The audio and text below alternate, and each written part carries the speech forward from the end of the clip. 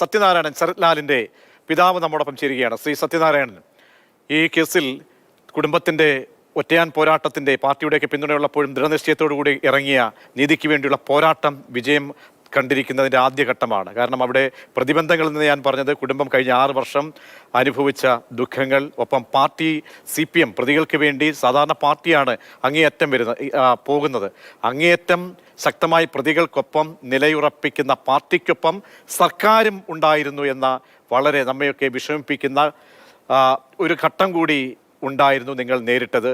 അപ്പോൾ ഇന്നിപ്പോൾ കോടതിയുടെ വിധി വരുമ്പോൾ നീതി പുലർന്നതായി തോന്നുന്നുണ്ടോ അങ്ങേക്ക്?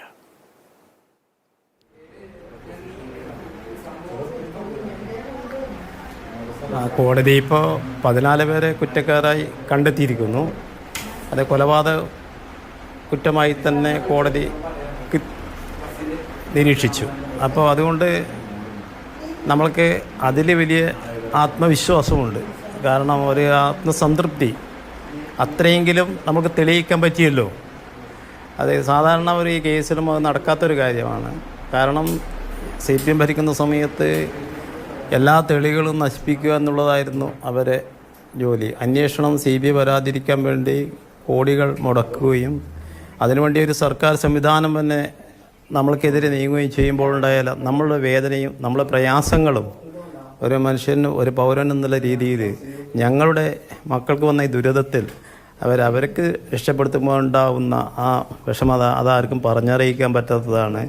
അത് ഈ സമൂഹം നമ്മൾക്ക് പിന്തുണ തന്നിട്ടുണ്ട്. ഏറ്റവും മനുഷ്യത്വമുള്ള, മനുഷ്യ സ്നേഹമുള്ള, അതുപോലെ തന്നെ നമ്മുടെ UDF സംവിധാനം തന്നെ നമ്മൾ പിന്നിൽ നിലയുറപ്പിച്ചതുകൊണ്ട് ഒരാത്മധൈര്യം എന്ത് പറഞ്ഞാലും പ്രതീക്ഷയോടുകൂടിയാണ് CBI അന്വേഷണത്തെ നിങ്ങളൊക്കെ കണ്ടത്. പക്ഷേ ഈ 14 പ്രതികൾ മാത്രമാണ് കുറ്റക്കാരെന്ന് 10ഓളം ആളുകൾ, 10 പേർ അവരുടെ പങ്ക് തെളിയിക്കാൻ കഴിയാതെ പോയത് കോടതിയിൽ എന്തുകൊണ്ടെന്നാണ് താങ്കൾ ഇതിന്റെ നിയമവഴിയെ സഞ്ചരിച്ച വ്യക്തി എന്ന നിലയിൽ പരിശോധിക്കുമ്പോൾ പ്രാഥമികമായി തോന്നുന്നത്?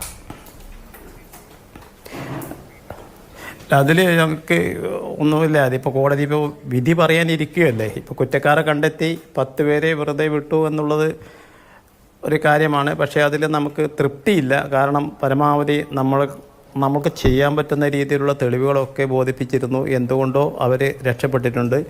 എങ്കിലും ഇനിയിപ്പോൾ നമുക്ക് ചെയ്യാൻ പറ്റുന്നത് എല്ലാ പ്രോസിക്യൂട്ടറുമായി അതുപോലെ നമ്മുടെ അഡ്വക്കേറ്റുമാരായി ആലോചിച്ച് നമുക്ക് ഇനി വേണ്ടുന്ന നിയമ പോരാട്ടത്തിലേക്ക് വീണ്ടും ഹൈക്കോടതിയിൽ പോകണം എന്നെല്ലാം നമുക്ക് ഇരുന്ന് ചർച്ച ചെയ്ത് തീരുമാനിക്കാനാണ് ഉദ്ദേശിച്ചിട്ടുള്ളത്. അത് ഏതായാലും 3 വിധി വരുമല്ലോ. ആ 3 ശിക്ഷാവിധി വന്നതിന് ശേഷം ഞങ്ങൾക്ക് ഇതൊക്കെ ആലോചിക്കാം. കാരണം ഒരാളെയും തെറ്റ് ചെയ്തിട്ടുണ്ടെങ്കിൽ വെറുതെ വിടാൻ പോകുന്നില്ല. ഇത്രയും പ്രയത്നിച്ച് നമുക്ക് അവരെ അടക്കം രക്ഷപ്പെട്ടിട്ടുണ്ടെങ്കിൽ പരമാവധി അവർക്കും ശിക്ഷ വാങ്ങിച്ചു കൊടുക്കാൻ തന്നെയാണ് നമ്മൾ. സത്യനാരായണൻ, ഈ CK ശ്രീധരന്റെ ഒരു പ്രതികരണമാണ് അതിനുശേഷം വരുന്നത്. പ്രതിഭാഗം അഭിഭാഷകൻ പ്രതികരിച്ചത് CBI കെട്ടിപ്പൊക്കിയ, കാരണം മറുകണ്ഠം ചാടി നിങ്ങളൊക്കെ വിശ്വസിച്ച വ്യക്തിയാണ്, മറുകണ്ഠം ചാടി പോയ വ്യക്തിയാണ്. അതായത് CBI കെട്ടിപ്പൊക്കിയ കഥകളെല്ലാം കോടതിയിൽ തകർന്നടിഞ്ഞു എന്നുള്ളതാണ്. മാത്രമല്ല TP രാമകൃഷ്ണൻ LDF കൺവീനർ പറയുന്നത് KV കുഞ്ഞിരാമൻ അടക്കമുള്ള ആളുകളെ ഗൂഢാലോചനയുടെ ഭാഗമായിട്ടാണ് പ്രതി ചേർത്തത് എന്നാണ്. 2 പ്രതികരണങ്ങളെയും താങ്കൾ എങ്ങനെയാണ് കാണുന്നത്? കാരണം നേരത്തെ ഈ CBI അന്വേഷണത്തിന് തടയിടാൻ നമ്മുടെ പണം, നികുതി പണം ഉപയോഗിച്ച് അങ്ങേയറ്റം പോയ സർക്കാരാണ് നമ്മുടെ മുന്നിലുള്ളത്. പാർട്ടി എന്ത് വന്നാലും അങ്ങേയറ്റം പോകുമെന്ന ഒരു പ്രതികരണം സൂചകമാണ് ഇപ്പോൾ പിന്നാലെ നൽകുന്നത്. അല്ല, അത് CK സംബന്ധിച്ചിടത്തോളം ഈ രീതിക്കുള്ള ഇടപെടലുകൾ അയാൾ നടത്തിയിട്ടുണ്ടെങ്കിൽ, അത് പ്രതികൾക്ക് വേണ്ടി അയാൾ വക്കാലത്ത് ഏറ്റെടുത്തിട്ടുണ്ടെങ്കിൽ അവരുടെ ഭാഗം നിന്ന് പറയേണ്ട ഒരു ഉത്തരവാദിത്വം അയാൾക്കുണ്ടല്ലോ. അതിനൊക്കെ കാശ് വാങ്ങിച്ചിട്ടുണ്ടാവുമല്ലോ അവർ. ഇതൊക്കെ ഈ സർക്കാർ തന്നെ, ഈ പാർട്ടി സംവിധാനം ഇഷ്ടം പോലെ കാശ് കൊടുത്തിട്ടുണ്ടാവുമല്ലോ. അതുകൊണ്ടാണല്ലോ അവിടെ വക്കാലത്ത് ഏറ്റെടുക്കുന്നത്. അപ്പോൾ അയാൾക്കത് പരാജയം എന്ന് പറയാൻ പറ്റുമോ? ഇത്രയും കാശ് വാങ്ങിച്ചിട്ട് പരാജയം എന്ന് പറയാൻ പറ്റുമോ? KV കുഞ്ഞിരാമനോ അല്ലെങ്കിൽ വെളുത്തുള്ളി രാഘവൻ അല്ലെങ്കിൽ മണികണ്ഠൻ, ബ്ലോക്ക് പ്രസിഡന്റ് മണികണ്ഠനായി കഴിഞ്ഞാലും ഇവരെ പാർട്ടി തലത്തിലുള്ള ഉന്നതർക്ക് വേണ്ടിയിട്ടാണ് ഈ CK ശ്രീധരൻ വക്കാലത്ത് ഏറ്റെടുത്തിരിക്കുന്നത്. ബാക്കിയെല്ലാം അഡ്വക്കേറ്റുമാരും മറ്റ് അഡ്വക്കേറ്റുമാരുണ്ട്. അപ്പോൾ അങ്ങനെയാണെന്നുണ്ടെങ്കിൽ KV കുഞ്ഞിരാമൻ അവർ കുറ്റക്കാരനെ കണ്ടെത്തിയിട്ടുണ്ടല്ലോ. അപ്പോൾ അത് CBI അവരെ രാഷ്ട്രീയപരമായിട്ട് ഉപയോഗിക്കുന്നുണ്ടെങ്കിൽ കോടതിയെ കണ്ടെത്തിയല്ലോ തെളിവ് സഹിതം. അയാൾക്ക് പറയാം, അയാൾക്ക് കാശ് വാങ്ങിച്ചിട്ടുണ്ടെങ്കിൽ എങ്ങനെയെങ്കിലും കള്ളന്യായങ്ങളൊക്കെ പറയാം. അയാളുടെ പ്രവർത്തനം തന്നെ അത് തന്നെയല്ലേ മനസ്സിലാക്കുന്നത്.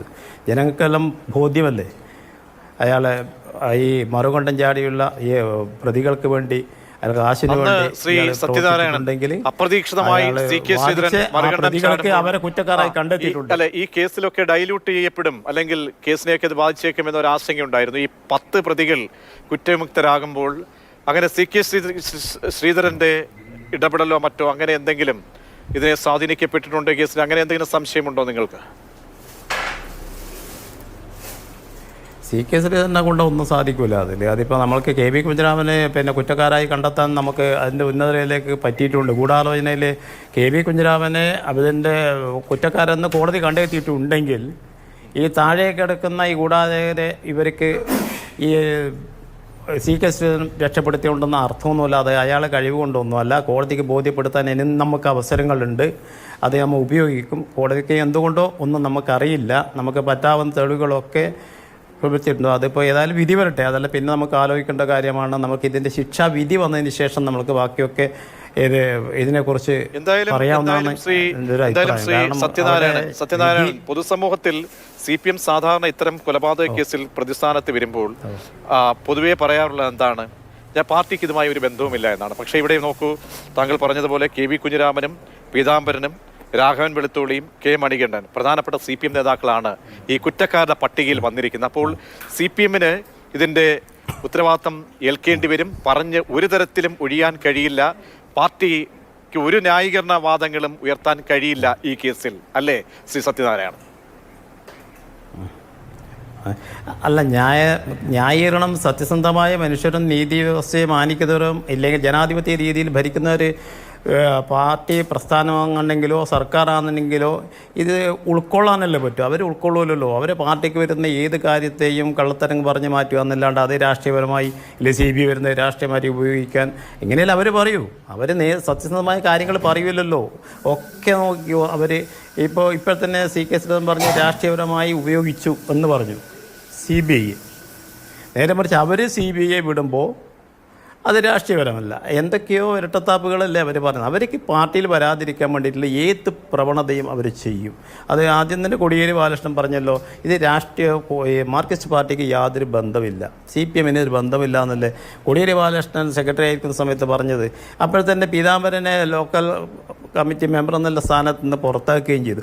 ആ പീതാംബരൻ്റെ വീട്ടിലേക്കാണല്ലോ ഇവർ സഹായങ്ങളെല്ലാം എത്തിക്കുകയും ഈ കെ വി കുഞ്ഞിരാമൻ പോവുകയും ഈ മൊഴി മാറ്റി പറയിപ്പിക്കുകയും ചെയ്തത്.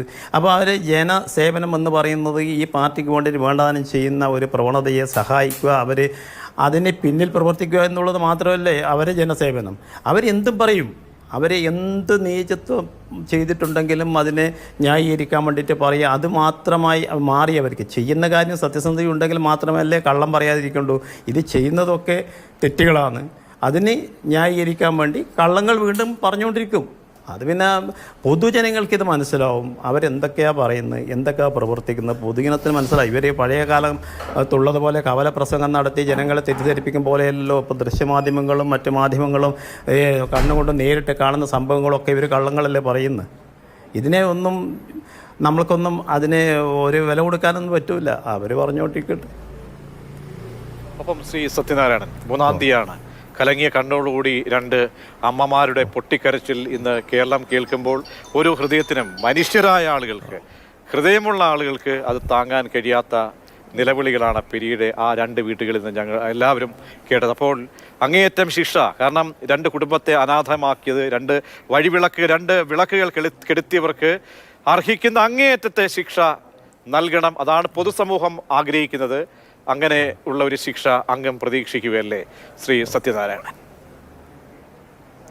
അതെ, അത് തന്നെയാണ് നമ്മളെ ഉദ്ദേശം തന്നെ. ഇത് നമ്മൾക്ക് രക്ഷപ്പെടാൻ വേണ്ടി, നമ്മൾക്കിനി നമ്മളെ കുട്ടികളെ തിരിച്ചു കിട്ടാൻ വേണ്ടിയോ ഇനി കുട്ടികളോടൊത്ത് നമുക്ക് ജീവിക്കാൻ വേണ്ടിയോ അവരെ സഹായം കിട്ടാൻ വേണ്ടിയല്ല നമ്മൾ പ്രവർത്തിക്കുന്നത്. നാളെ നമ്മൾ ഇതുപോലുള്ള കുരുന്നുകൾ നാളെ ഈ നാട്ടിൽ ജീവിക്കണം. അവർക്ക് സത്യസന്ധമായി ഭരണഘടന നിവാരണം ചെയ്യുന്ന രീതിക്ക് നമ്മളെ നാട്ടിൽ അതായത് നീതിന്യായ വ്യവസ്ഥയുണ്ടെങ്കിൽ ഇവിടെ സത്യസന്ധമായ രീതിക്ക് ജനാധിപത്യത്തെ വിശ്വസിച്ചും കൊണ്ട് ഈ നാട്ടിൽ ജീവിക്കണമെങ്കിൽ ഇത്തരം പ്രവൃത്തികൾക്ക് തടയിട്ടേ പറ്റൂ. അതിന് സർക്കാർ അതിന് തുനിയുന്നുണ്ടെങ്കിൽ അതിന് ഏത് അറ്റം വരെ പോകാനും നമ്മൾക്ക് ഒരു ഭയമില്ല. നീതിക്ക് വേണ്ടിയിട്ട് നമുക്ക് എവിടെ വരെയും പോകും. അന്യായം പ്രവർത്തിക്കുന്നുണ്ടെങ്കിൽ അവർ എത്ര കണ്ട് പ്രവർത്തിക്കുകയോ കള്ളം പറയുകയോ ചെയ്യുന്നതോ ചെയ്തോട്ടെ. തെറ്റ് ചെയ്തിട്ടുണ്ടെങ്കിൽ, ഞങ്ങളെ കുഞ്ഞുങ്ങളെ കൊന്നിട്ടുണ്ടെങ്കിൽ അവർക്ക് തക്കതായ ശിക്ഷ ഇനി നമ്മുടെ തീർച്ചയായും ശ്രീ ജീവിതത്തോളം സത്യനാരായണൻ അതിൽ പിന്നാലെ ഞങ്ങൾ നമുക്ക് പോകും. കാരണം ഇടപെടേണ്ടി വരുന്നത് ഇല്ല ആ ചെയ്യാത്ത അതെ, തീർച്ചയായും ജനുവരി 3 ശേഷം അങ്ങേ വീണ്ടും കാണാം. ആ നീതി പുലർന്നു എന്ന തിളക്കത്തോടു കൂടിയുള്ള കണ്ണുകളുമായി കേരളം അങ്ങയെ പ്രതീക്ഷിക്കുന്നുണ്ട് 3-ാം തീയതി അങ്ങയുടെ പ്രതികരണത്തിനായി. വളരെയധികം നന്ദി.